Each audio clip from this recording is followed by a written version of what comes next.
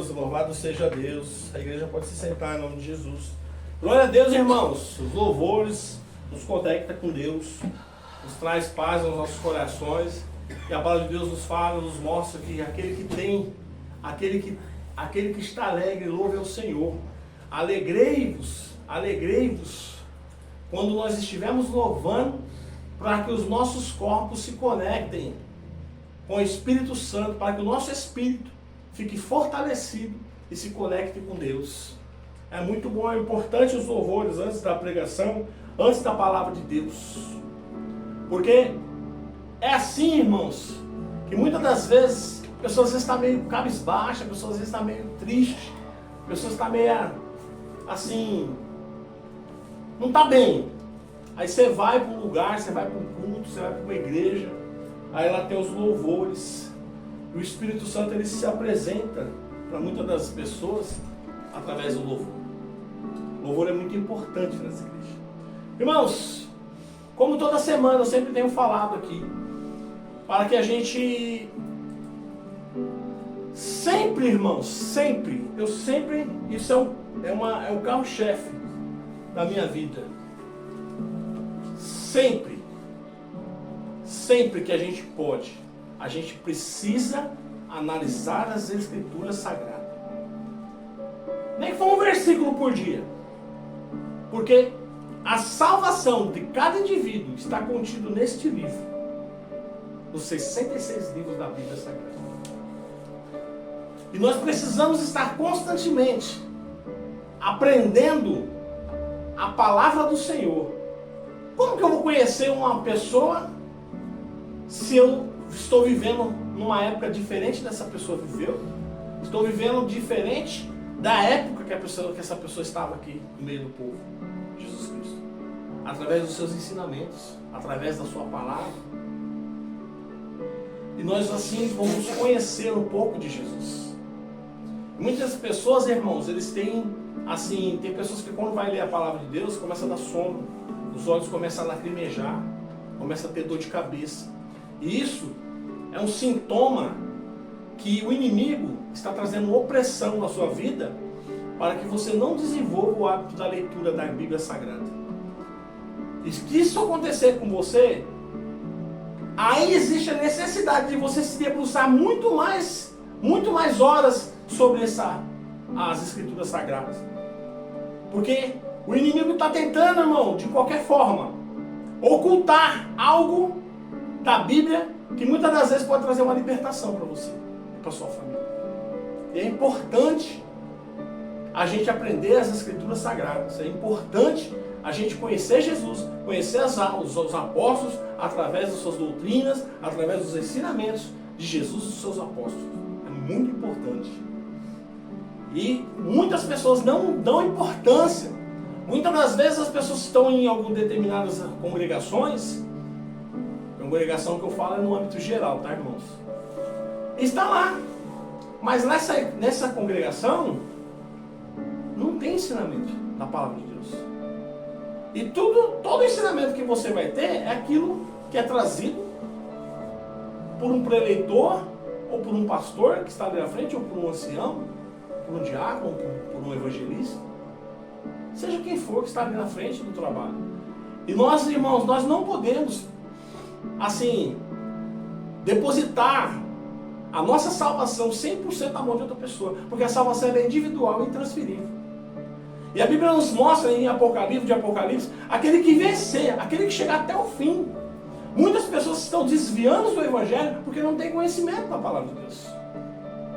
Muitas pessoas, às vezes, acabam se deixando levar por falsos mestres, falsos profetas, falsos ensinadores. E o apóstolo Paulo já tinha esse medo e já tinha alertado Timóteo sobre isso.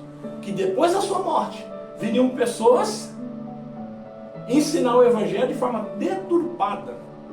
E muitas das vezes, irmãos, a gente não acredita. Mas você pega uma frase, você pega 10 pessoas, você pega uma frase, você fala uma frase para essa pessoa, primeira pessoa e pede para ela repetir. Quando ela chega lá na frente, já chega totalmente deturpada. Você imagina a Bíblia de Jesus para cá, são mais de 2000 anos. De Jesus para trás, muito mais de 2000 anos. A Bíblia inteira levou mais de 5000 anos para ser escrita. Passou por gerações, civilizações diferentes, épocas diferentes. E hoje nós temos que nos adequar a esses ensinamentos. E nós precisamos estar cientes disso. Não querendo tirar algo da Bíblia. Não é isso. Mas entender a profundidade que o autor na época escreveu. O que ele queria, o que ele queria transmitir. Qual que era a mensagem que ele queria realmente transmitir. E nós precisamos nos debruçar sobre esses livros sagrados. Porque é nele, irmãos, que nós vamos nos defender das astúcias do inimigo. Chegará uma época, irmão, que as igrejas elas vão estar tão assim desacreditadas que as pessoas não vão querer mais estar dentro das igrejas. Chegará uma época, irmãos, que a Bíblia vai ser sumida da face da terra. E a única coisa que vai restar é o conhecimento que você adquiriu durante a sua vida, a sua leitura da Bíblia. E é importante você ter esse conhecimento. Nunca depositando nos outros aquilo que só você pode fazer. Vocês estão entendendo, irmãos? Toda semana eu falo aqui sobre os bereanos. Eram pessoas que atentamente ouviam, mas depois buscavam as escrituras para ver se aquilo realmente que estava sendo falado. E muitas das pessoas aí podem até falar assim, puxa, toda semana o irmão Moisés fala dos bereanos. Por quê? Porque é importante, irmãos. É importante quando você ouvir o sermão, onde quer que você esteja, você sempre ir lá e verificar se esse sermão é verdade que está na Bíblia. Porque a Bíblia, irmãos, existe um contexto. A Bíblia, a tradução original não tem versículos e capítulos. Versículos e capítulos foram colocados e acrescentados na Bíblia para nós termos uma facilidade maior. Mas o correto é você sentar e ler uma carta do apóstolo Paulo. Um evangelho de João, de Mateus, lê ele inteiro. Você vai entender ele completamente. Você não pega um livro, faz a leitura de uma página e duas e sai depois falando sobre esse livro. Amém? Que Deus abençoe a todos nós. Vamos entrar na palavra de Deus propriamente dito. Aqueles que não me conhecem, eu sou o presbítero Moisés Cavalcante, faço cultos regulares no meu lar e aos domingos transmitimos ao vivo para todos vocês. Sejam todos bem-vindos e sejam abraçados. A paz do Senhor a todos vocês. Irmãos, a nossa leitura hoje, ela se encontra no Evangelho do nosso Senhor Jesus Cristo, ao qual Mateus escreveu no capítulo 21, do versículo 17 ao 22 de início.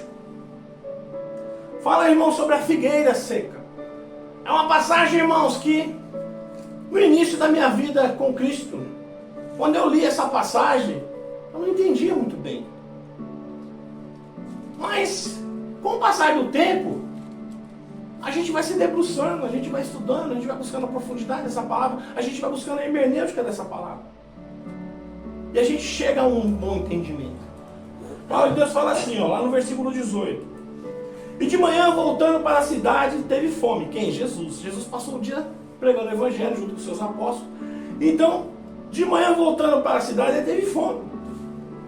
E, avistando uma figueira perto do caminho, dirigiu-se até ela, e não achou nela senão folhas. E disse, nunca mais nasça fruto de ti. E a figueira secou-se imediatamente. E os discípulos, vendo isso, maravilhavam-se, dizendo, como secou imediatamente a figueira? E Jesus, porém, respondendo, disse-lhes, em verdade vos digo que, se tiveres fé e não duvidares, não só fareis o que foi feito à figueira, mas até se a este monte disserdes, ergue-te para aí e precipite-te no mar, assim será feito.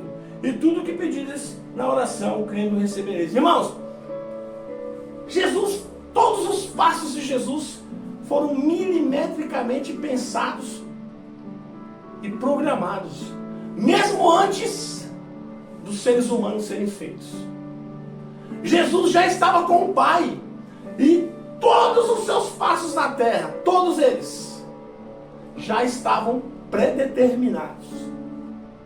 Por que Jesus, irmãos, pega uma figueira que está com suas folhas verdinhas, fora da época de dar o seu filho, e busca ali aquele alimento e não acha? e determina para aquela figueira se secar. E eu ficava pensando, por quê? Será que Jesus estava zangado com alguma coisa? Será que Jesus estava magoado com alguma coisa que tinha acontecido na época? E para não fazer o mal para uma pessoa, ele vai e determina para aquela figueira se secar. Irmãos, ali existe algo que Jesus estava querendo mostrar para aquela grande multidão que estava com ele. E muitas das vezes nós não entendemos, mas todos os passos de Jesus eram pensados. Jesus não fazia nada por fazer, irmãos. Os nossos evangelhos, Mateus, Lucas e Marcos, são evangelhos sinópticos. Em Marcos não está escrito sobre a figueira. Mas lá em Lucas capítulo 3, versículos 6 até o 9, está lá a parábola da figueira estéril. Olha aqui que o Marcos fala. Olha aqui que o evangelista Marcos fala. Ele dizia essas parábolas. Um certo homem tinha uma figueira plantada na sua vinha e foi procurar nela frutos e não achando. Essa é a versão de Marcos sobre aquilo que Jesus fez. E disse-lhe ao vinheteiro: eis que há 3 anos venho procurar frutos nessa figueira e não acho. Corta, porque ocupa ainda a terra inutilmente. E respondendo ele, disse-lhe: Senhor, deixa este ano até que eu escave e esterque ela, e se der fruto, que ficará, e se não der, depois mandará cortar. Jesus, irmãos, quando ele determina para aquela figueira se secar, ele tinha algo para ensinar para aquela grande multidão, mas eu sabia, e ele mesmo sabia, que muitas pessoas iam ficar com um grande ponto de interrogação na mente. Por que Jesus, aquela árvore bonita, com aquelas folhas verdejantes, Jesus determina para aquela figueira, seca, nunca mais dê fruto. E a figueira imediatamente se secou. Lá no livro de Mateus, capítulo 7, versículo 18 a 21, fala assim, irmãos: não pode a árvore boa dar maus frutos, nem a árvore má dar frutos bons. Toda árvore que não dá bom fruto, corta e lança-se no fogo. Portanto, pelos seus frutos as conhecereis. Nem todo que me diz Senhor, Senhor, entrará no reino dos céus, mas aquele que faz a vontade do meu Pai, que está nos céus. Irmãos, Jesus naquele momento, ele estava querendo mostrar para aquela grande multidão que não adianta você ser um cristão, uma pessoa bonita por fora, mas que você não dá fruto, que você não oferece fruto para ninguém. Jesus estava querendo mostrar para o povo de Israel que eles estavam religiosos demais. E por fora eles pregavam algo, mas no seu interior estava vazio. Porque eles não transpassavam para as pessoas que estavam vendo eles, os frutos do Evangelho, os frutos da palavra de Deus. Eles eram pessoas que viviam de aparências. E é isso que Jesus queria mostrar. Jesus queria mostrar que no futuro isso seria acontecido. O que iria acontecer no futuro. Porque a própria palavra de Deus fala que as pessoas que não dão fruto serão lançadas no fogo. Jesus, com aquela atitude dele, tentou mostrar para aquela grande multidão que não compreenderam. Que aquele povo estava focado muito na religiosidade. E não estavam percebendo que eles não estavam deixando passar entre os seus dedos o que era de mais valioso, que era atitudes. Porque quando Deus nos chama para o Evangelho, irmãos, quando Deus nos desperta para o Evangelho, a necessidade que nós morremos para este mundo e nasçamos para Cristo. E o novo nascimento inclui, irmãos, em deixar o velho homem para trás e praticarmos as boas novas. Vós sereis o sal da terra, a temperança, a luz do mundo, para que todos, olhando para vocês, vejam o que é ser um servo de Deus. Aleluia. E hoje, nós observamos cristãos vivendo de aparências, como aquela figueira bonita, com folhas verdejantes, pessoas que colocam suas melhores roupas, pegam as suas Bíblias, colocam embaixo do braço, muitas das vezes nem abre a Bíblia em casa. Pega a Bíblia, bate o pó, põe embaixo do braço e vai para a igreja, achando que com isso está fazendo a sua parte, vivendo de aparência. E muitas das vezes não mostra, não transpassa aquilo que está no seu interior, que é Jesus. Quando você está cheio de Jesus, você quer mostrar santidade. Não tem como você estar cheio de Cristo e não externar coisa boa para fora. Não tem como você estar cheio do Espírito Santo e não externar coisas boas, externar coisas ruins. Muitas das vezes, irmãos, muitas pessoas acreditam que simples fato de você estar dentro de uma congregação, você já está com salvo-conduto para morar com Deus. Isso não é verdade, irmãos. A Bíblia nos mostra que Jesus está sempre falando para que haja uma transformação, o nascer de novo, a morte do velho homem e o renascimento de uma nova criatura. Nicodemos procura Jesus à noite em segredo e pergunta para ele que os sinais que ele fazia não eram sinais normais, que eram sinais de uma pessoa que não veio deste mundo, vem de outro mundo. E Jesus olha para ele e fala: há necessidade de um nascer de novo. Há necessidade, Nicodemos, de um nascer de novo. E um homem instruído na lei judaica.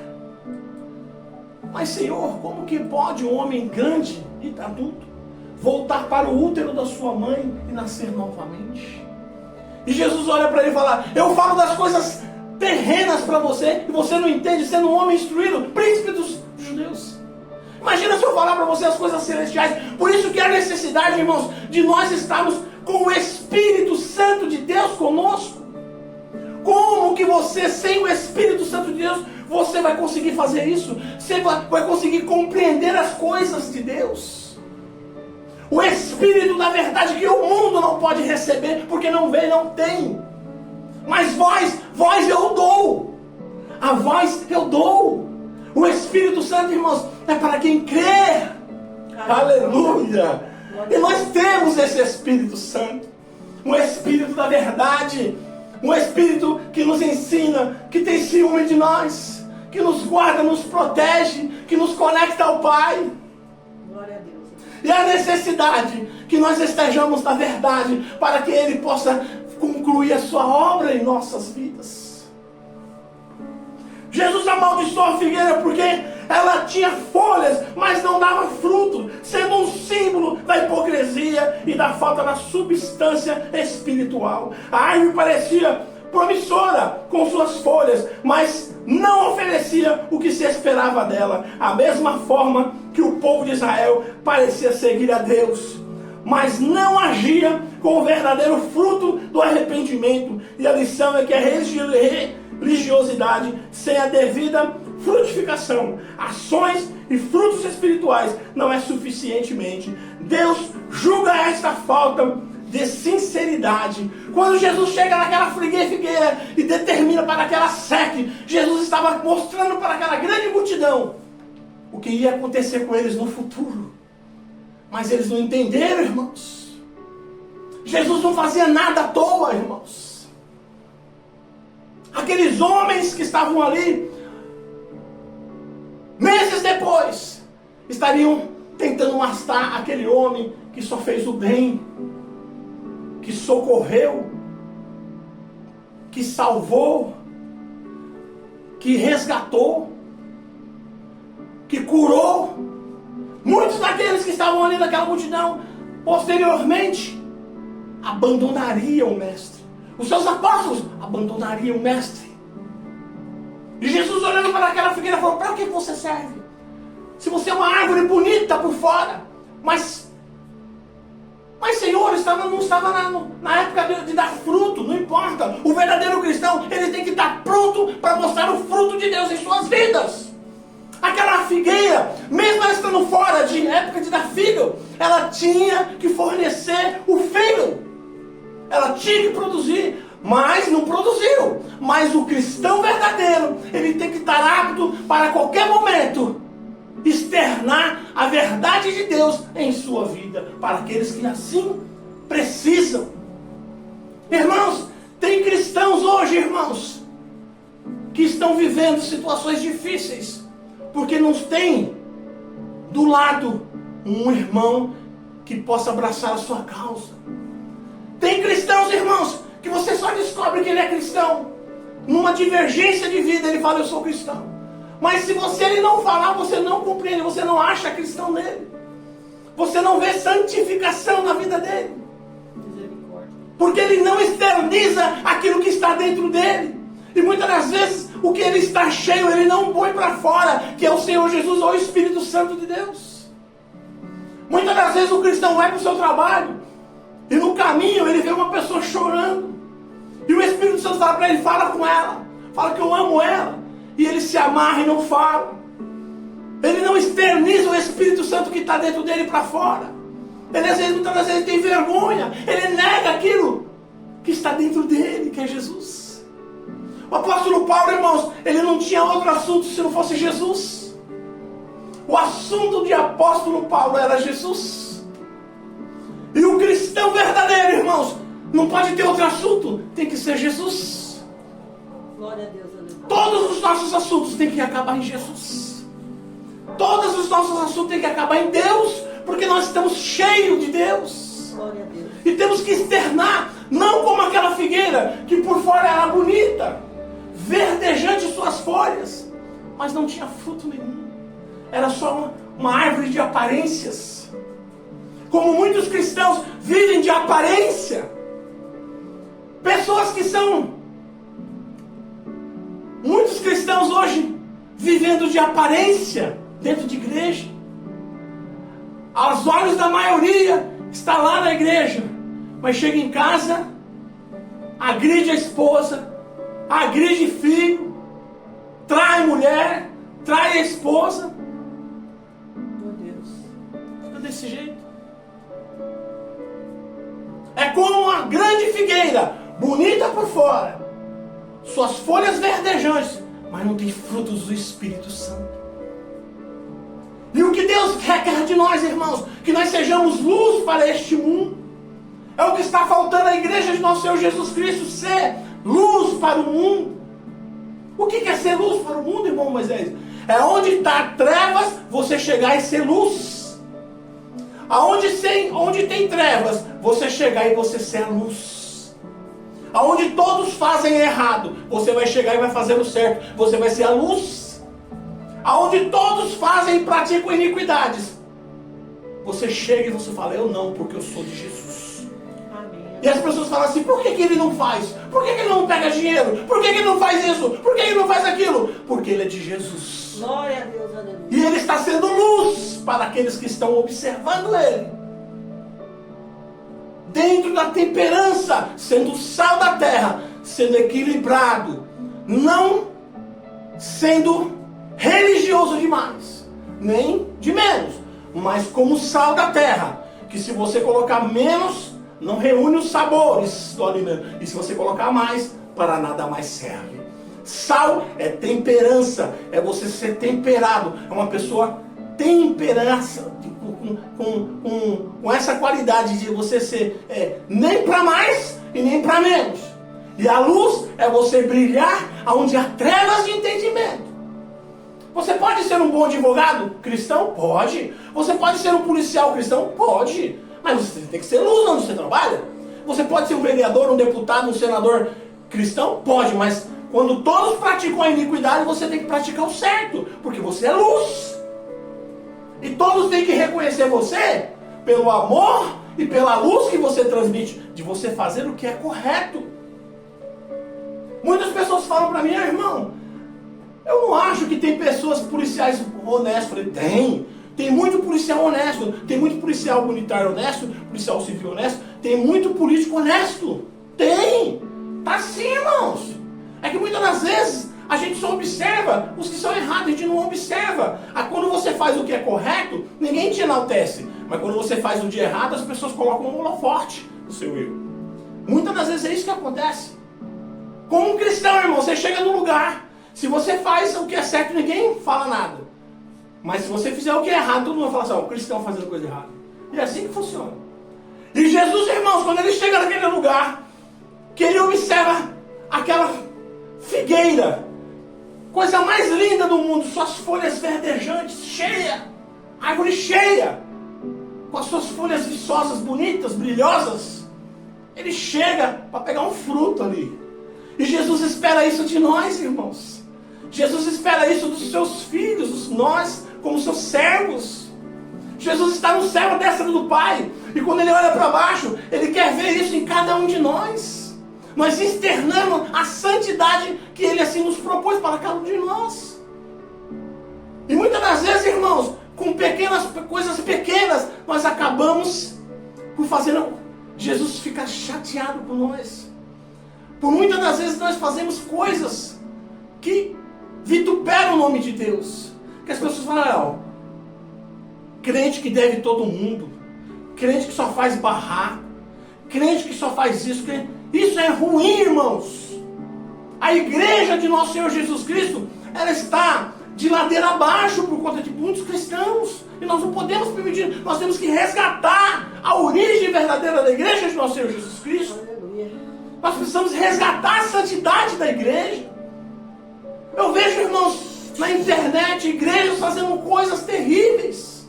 Meu irmão, crentes que não são maduros na fé. Nós temos que procurar ser maduros na fé. Nós precisamos nos debruçar nos livros da Bíblia Sagrada para saber o que é bom para nós e o que não é. O que Deus requer de nós e o que Deus não requer de nós.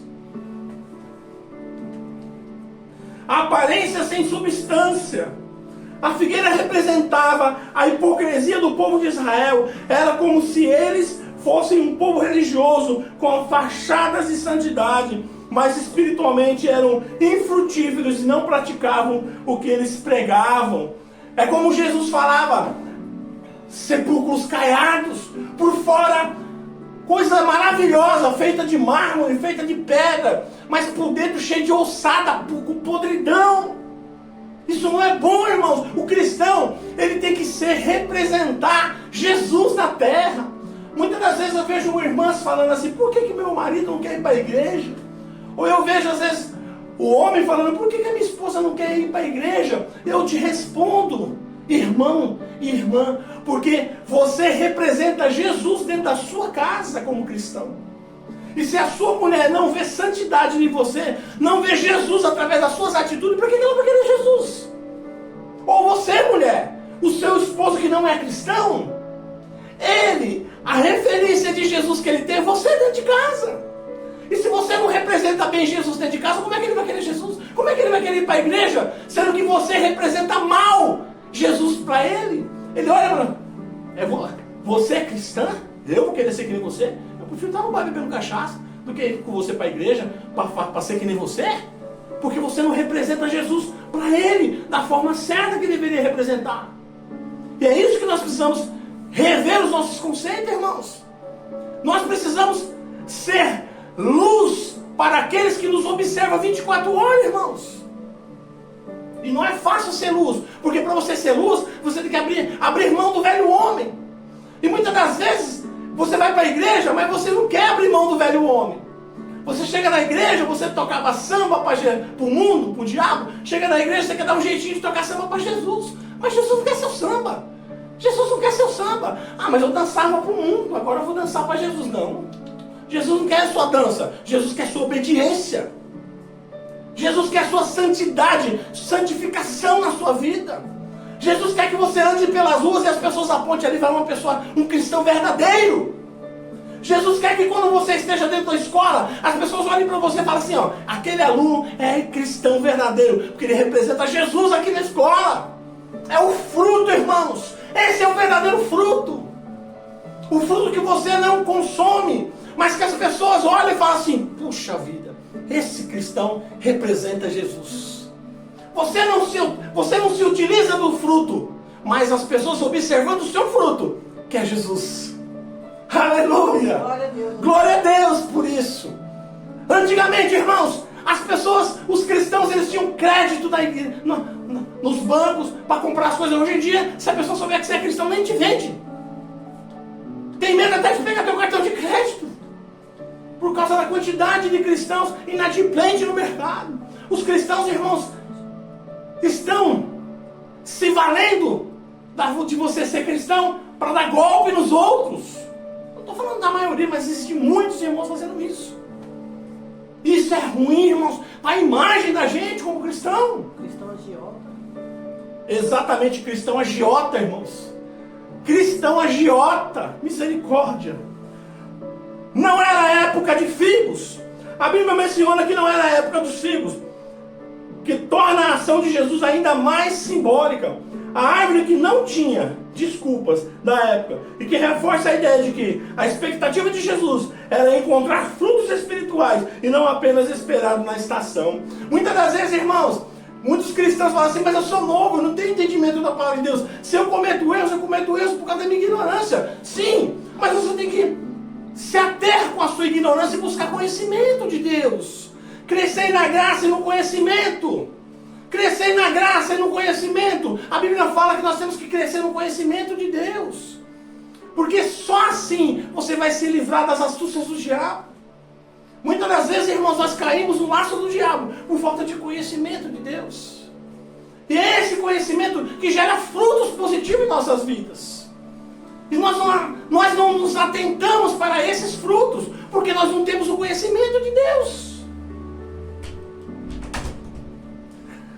A secagem da figueira simboliza o julgamento divino que estava por vir sobre as nações de Israel por sua falta de sinceridade e por não reconhecer Jesus como o Messias. Aleluia! Jesus não faz nada por fazer, irmãos. Quando Jesus determina para aquela figueira secar, Jesus tinha um propósito para aquilo. Como ele tem um propósito na vida de cada um de nós. Porque nós temos que externar a santidade que ele assim depositou em nós. A confiança em nós. Como Deus se escapou daquele homem quando o diabo chegou diante dele. Vê-se lá o meu servo João, um homem justo, reto, que se desvia do mal. É isso que nós temos que fazer. Ser justo e se desviarmos do mal. Nos guardarmos deste mundo. Aleluia. A passagem ensina que Deus espera mais do que a mera aparência da religiosidade. A fé deve ser acompanhada por ações, como fruto do Espírito, lá em Gálatas 5, 22, 23, e por uma religiosidade vazia. A fé sem obras é morta, como Tiago fala no capítulo 2, versículo 26. Não adianta você falar que você tem fé, mas você não apresentar obras. Eu falo para você que é mais fácil você apresentar a sua fé através das suas obras do que você falar que você tem fé e não tem obras. Porque a própria fé sem a obra é morta, é inutilizada. E nós precisamos reverter isso, irmãos. Porque as igrejas estão cheias de pessoas sem a mínima capacidade de representar o cristianismo. A igreja cresceu até o ano de 2026. Não, a igreja cresceu até o ano de 226, na época de Constantino. Quando a igreja se fez parte do governo, Constantino inseriu a igreja como algo que o governo deveria impor para a sociedade. A igreja começa a entrar em declínio. Mas até o ano de 226, na época de Constantino, a igreja crescia. O diabo matava cristãos, empalava cristãos, jogava cristãos no meio das arenas para os leões, e os cristãos não se importavam. Quanto mais o diabo matava cristão, mais o cristianismo crescia. Verdade. Mais o cristão se achegava a Deus. Os pais da igreja foram pessoas excelentes durante a história da igreja. Mas hoje, irmãos, nós vemos um grande declínio dentro das igrejas. A santidade sendo expurgada das igrejas. Hoje não temos mais as revelações dentro das igrejas. Porque através de muita revelação que tinha nas igrejas, o pecado era expelido de dentro das igrejas. Hoje a pessoa está dentro da igreja em pecado, mas não é revelado, porque o dom da revelação foi extirpado de dentro da igreja. Isso não é bom para nós, irmãos. Martinho Lutero, quando não aceitou aquilo da sua igreja e protestou, virando hoje os protestantes como somos nós. Hoje nós precisamos de mais um Martinho Lutero para dar mais um grito de dentro das nossas congregações. Nós precisamos de mais um novo Martinho Lutero hoje em dia, irmãos, porque a igreja está num grande declínio. Eu sempre falo, as portas de muitas igrejas, não são todas, mas as portas de muitas igrejas não são portas mais para o céu, mas são portas para o próprio inferno. E nós precisamos combater esse tipo de coisa. Nós, verdadeiros cristãos, precisamos combater o mal, o pecado e expor a santidade que está dentro de cada um de nós para fora novamente, como era antigamente nas igrejas tradicionais, nas igrejas ortodoxas, nas assembleias ortodoxas. Hoje, o mundo é permitido dentro da igreja. Tudo é permitido da igreja para que ela não se esvazie. Mas muitos pastores acreditam que permitindo o pecado dentro da igreja, a igreja vai estar cheia, mas a igreja está cheia de pessoas vazias. Porque o Espírito Santo de Deus, ele não se submete ao pecado. O Espírito Santo de Deus, ele não se submete à mentira, porque ele é o Espírito da verdade. Eu peço para que a igreja fique de pé em nome de Jesus.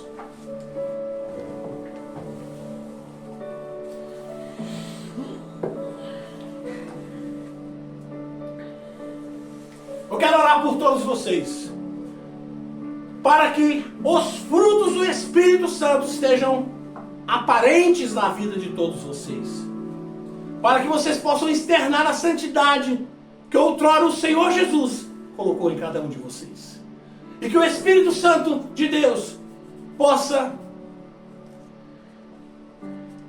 ajudar todos vocês a externar essa santidade, ser luz para o mundo novamente e o sal da terra, como a palavra de Deus fala.